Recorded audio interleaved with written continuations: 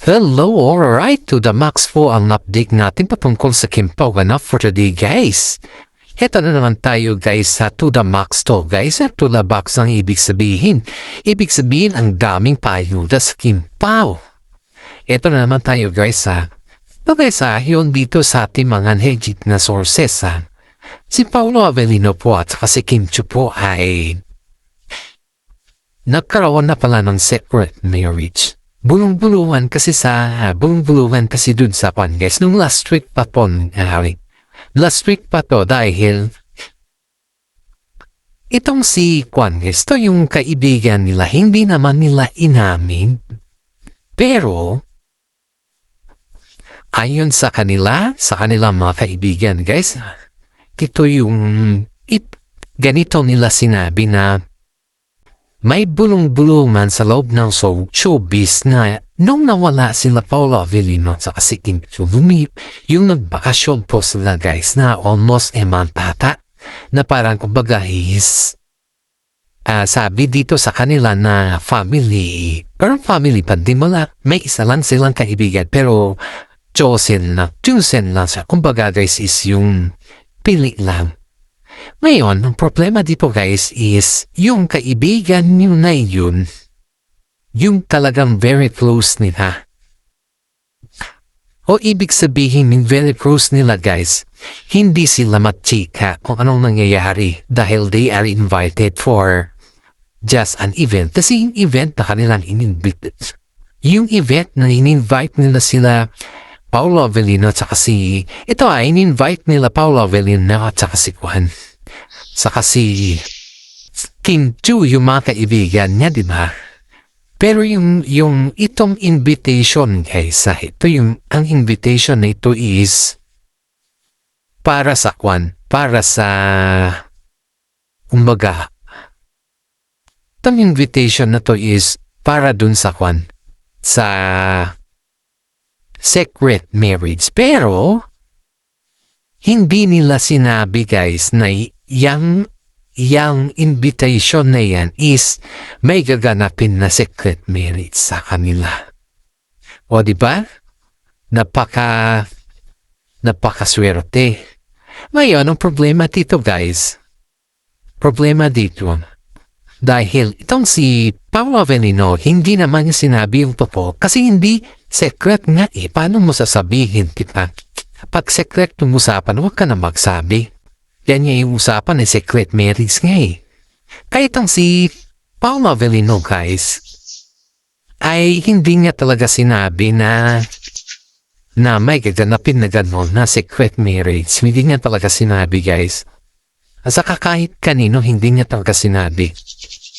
Hindi ganun kadali si Paolo Avellino na pag-uusapan or sabihin ng mga terms and conditions pagdating sa mga ganyan na bagay. Dahil mahihirapan ka na magtanong sa kanya. At the same time naman, guys, ganoon naman po si Kim Chiu. Ang mga private kasi nila, guys, ito yung mga private life kasi nila, hindi kagaya ng mga sila na pwede mo silang control anytime. Hindi ganon, guys. Sa kanila kasi ito, sa kanila is matanong mo lang sila kapag kayo lang. Hindi yung marami tayo. Wala siyang ganon. Hindi sila ganon. Hindi mo siya matanong kapag maramihan. Dapat matanong mo lang siya pag kayo lang. Ganon po katindi si Kwan. Ganon katindi si Paolo Avellino at saka si Kim Chiu, guys. Hindi sila yung tao na very vocal in public pagdating sa mga ganyan na terms. Pero in fairness, may pinag-uusapan sila about sa mga ganyan sana yon. Pero ang tanong kasi dito, guys,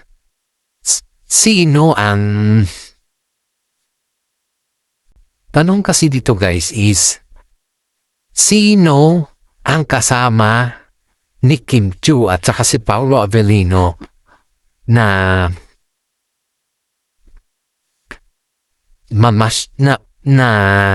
nag-ham out that time. Sino yung kasama nila Paolo Avellino at saka si Kim Chiu na nag-ham out that time? Kasi ang mga kasama nila na kanilang mga kaibigan ay sila po yung nagchikaminit sa atin. In fairness nasa kanila naman yung dalawa na yan. Kung aaminin nila na ano talaga yung nangyayari, di ba? Mahirap naman guys na tayo yung aamin para sa kanila eh. Hindi naman natin pwedeng gawin yan. Sila dapat gawa niyan sa atin, hindi tayo. Kaya maraming mga netizen po ang magsasabi na si Paolo Avellino po at saka si Kim Chiu ay may engagement that time. Pero ayaw lang nilang amiin. Ang mga kaibigan nila guys na kasama dun sa event, nagpapaka sila kung bakit itong si Paolo Avellino at saka si Kim Chiu biglang nawala. At may mga sineselebrate sila sa kanilang mga pamilya. Pero that event, guys, yun na yung kanilang secret marriage. Kaya nga pala pag tinatanong mo tong dalawa na to patungkol sa mga marriage na yan, ang sabi nila hindi pa daw sila handa. Pero ang katunayan guys, handang-handa na, tapos na. May mga fans kasing nagsasabi na na-booking na si Paolo Avellino. Kaya pala yung sinasabi nila na for the future. Yung iniisip nila is for the future, is yun pala yung dahilan kung bakit sinasabi nila na for the future ang kanilang commitment ngayon, dahil tapos na pala yung inaabangan natin guys, which is tapos na yung engranding inaabangan natin. Alam mo, ang saya-saya natin guys, ang saya-saya ng mga fans dahil nakita naman natin yung presensya na pag-amin ni Paolo Avellino. Hindi naman niya total inamin na, correct me if I'm wrong guys, hindi niya totaling inamin pero nadulas siya. Dahil yung mga nagsabi dun, yung mga nagsabi talaga, yung kung sino yung nagsabi is yun yung mga inimbitahan nilang kaibigan nila, yun yung mga nagsabi. Yun yung mga nag-booking sa kanila. Kaya nga po guys, iniisip ni Kim Chiu, if may mga event po na gano'n na yung napaka-private, hindi na daw sila magtawag ng mga kaibigan. Paano pa-widen effect na lang na gano'n. Kasi siyempre, tinatago nila yun. Kahit naman siguro sino pag yan ay tinatago mo pag yan ay lumabas, booking lahat. Lahat ay mabumuking. Yan yung kasabihan nila. Kaya lahat tayo dito guys ay hindi naman natin inaasahan na gano'n yung mangyayari. Kahit naman siguro sino. Diba? Wala pa naman naasahan na gano'n yung mangyayari sa lahat. Pero ang iniisip ng mga iba guys na hindi naman natin kailangan idikdik yung sarili natin. Parang gano'n ba? Hindi mo kailangan idikdik yung sarili mo para ikaw ay paniwalaan. Kasi may mga fans po guys na nagtatampo sa mga kapgen ay sa mga kimpaw dahil bakit kailangan pa daw nilang itago? May mga fans talaga na nagsasabi na they are willing to know and they have the right to know also kasi sila po yung mga fans. Sila po yung mga kasama nila at sila din po yung parang baga is wala ang kimpaw kung wala ang mga fans. Diba napaka-fantasy guys, napaka-professional kasi pag itapago mo hinahanap-hanap ka ng mga fans. Yan naman yung gusto ng mga fans, diba? Napaka-unprofessional kasi. Kaya sabi ng mga fans guys na wag naman nila dapat itago. Dahil yan naman po talaga yung katotohanan. Maraming mga fans pa magsasabi na they are truly in their self. Baga inaabangan talaga nila yung secret wedding ng Kim Chiu. Pero hindi naman talaga secret wedding yung kanila yun. But inaabangan gusto nila yung vulgang wedding. Pero yun nga guys, ang tunog is secret wedding. Kaya medyo hirap ang Kim Chiu na tanungin yung sila Paula Avellino at saka si Kim Chu. Pero in fairness, at least yun booking na booking sila, guys. Ito ayaw din po ng fans nila na ulitin natin sila patungkol sa secret wedding na yan, guys. Dahil baka daw magagalit yung dalawa at baka daw madamay yung mga kaibigan nila na kung sana sila naman yung talagang nagsabit na booking. Which is, kung may madadamay man kung sakali, siyempre sa atin naman, hindi naman na sa kanila, di ba? Takot na takot daw kasi yung dalawang kaibigan nila, baka kasi madamay daw sila at makaiawain daw sila ni Paula Avellino or si Kim Chu, guys. Yan naman yung sabi nila. Pero in fairness, wala namang ganun na ugali sila Paula Avellino kasi Kim Chu. Dahil kung iyan naman ay kagustuhan nila, nabanggit ang daming magsasabi, guys, na nami-misinterpret lang daw yun ng kanilang kaibigan yung eksena that time. Pero syempre, kahit naman siguro ikaw mo nami-misinterpret or something na ganun yung moment, para sa akin, hindi na kasing misinterpret yun . Kumbaga is, proud pa nga tayo dahil ganun yung nalaman natin. Diba?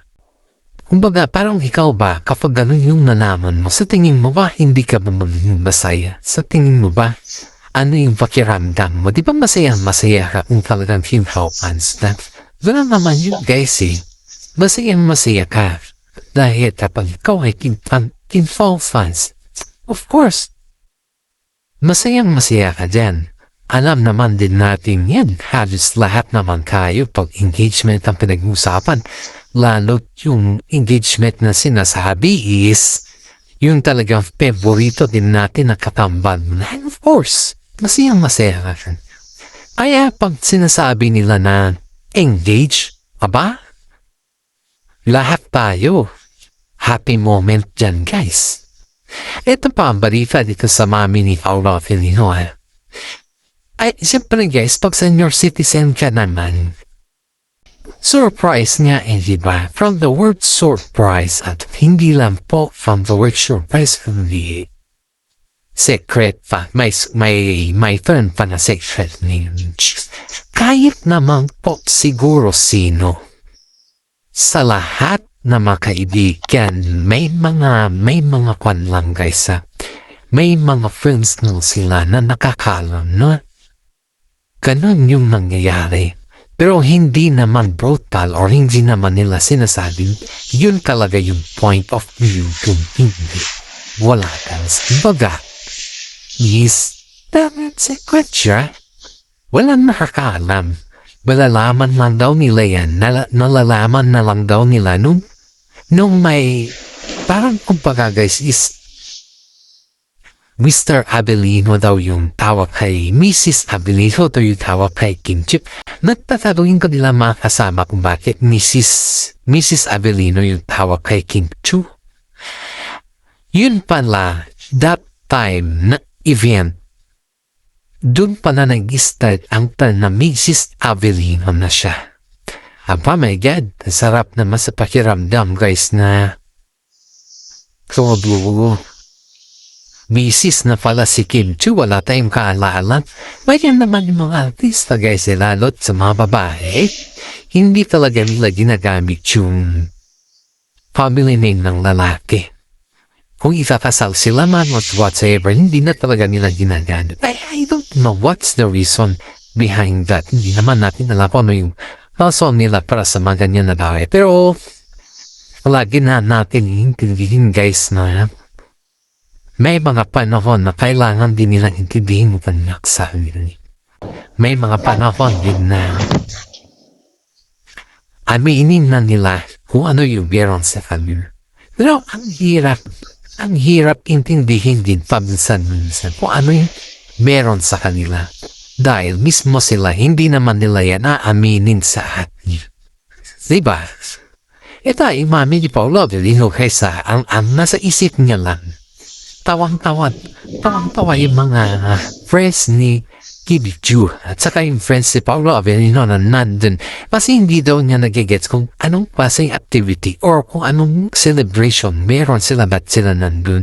Ang dami daw hindi nakakagets. Yes, kasi lasing na sila eh. Umiinom kumakain kung ang saya na nila. Wala nang, kumbaga hindi mo na, kumbaga ba, para sa atin na hindi mga Thailand na tanong. Siyempre, tayo invited, anong event to? Normal kasi tinatanong mo anong event?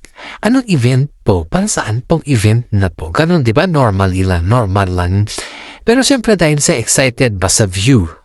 Excited sa view na napakaganda yung view kung saan nila yung ganun na yung secret marriage na aba hindi na yung klaseng event yung tinanong ko ang ganda ng view.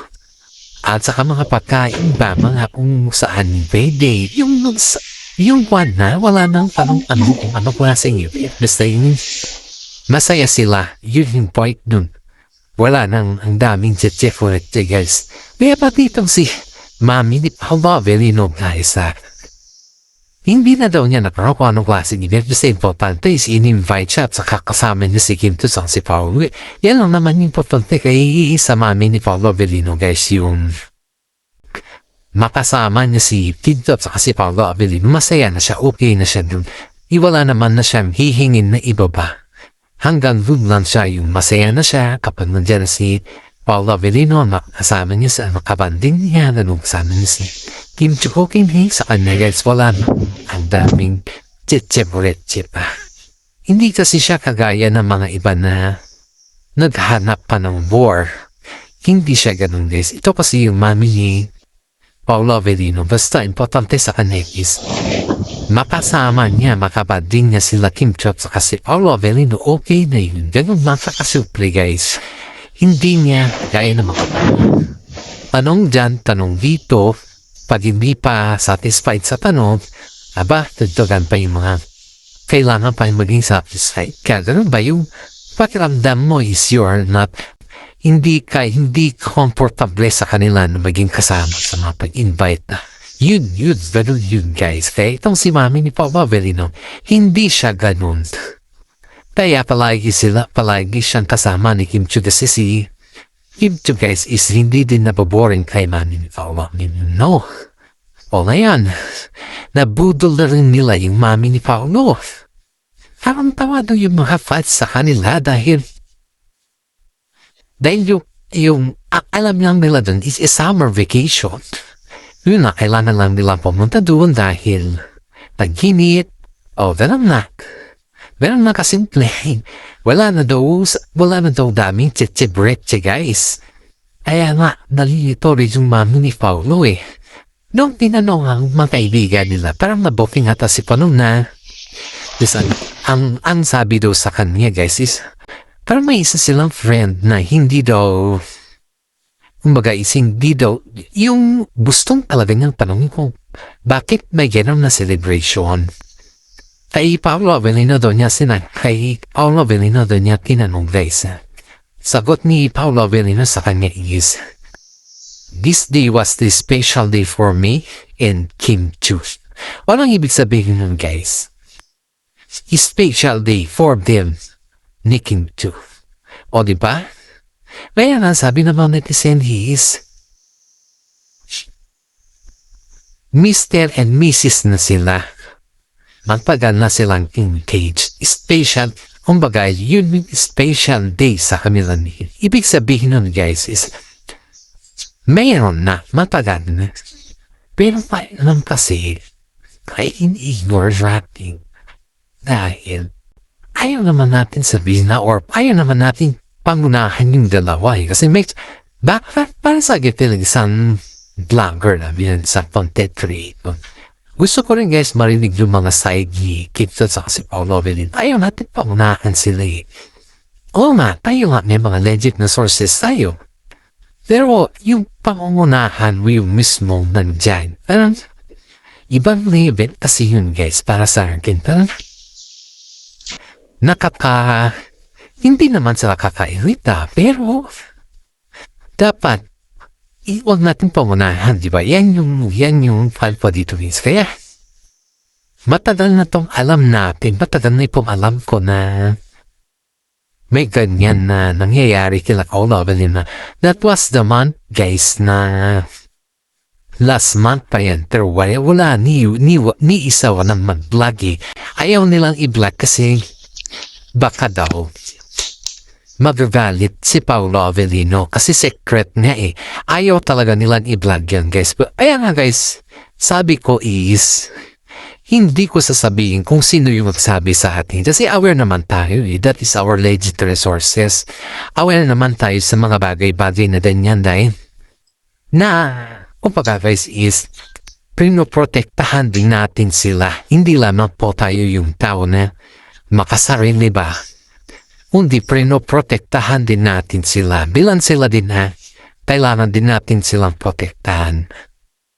Makaibigan dyan si Manayan, guys, mahirap naman po na sila tayo na nagbablog, tayo na nakikinig sa kanila, tayo na nagbibigay ng, kumbaga is, tayo na nagbibigay ng mga bilang isang content creator, pero tayo ay baka masira pa yung kanila pagkaibigan kung bagsadi tayo. Sabihin natin kung sino yung nagsabi sa atin, di ba? Mahirap yun, guys. Kaya tayo dito, guys, is ano man lang yung may balita natin na sinabi ng ating legit na sources ay nanggaling talaga sa kanila yan. Hindi naman natin pwedeng dagdagan, so hindi lang naman natin pwedeng kulangan. Sakto lang po. Hanggang sakto lang tayo, guys, kasi ang mga secret na medicine kasi mahirap din yan. Pero para sa kanila, guys, pwede naman nilang i-confirm yan. At kung ayaw naman nilang confirm, yun na sa kanila na po yan, guys. Hindi naman tayo pwedeng ipilit, diba? Hindi naman natin pwedeng ipilit kung sakali. And this is for today. God bless po sa ating lahat. And please subscribe and like our YouTube channel. Peanut Vlog update po ito para sa Kim Pao Kanap.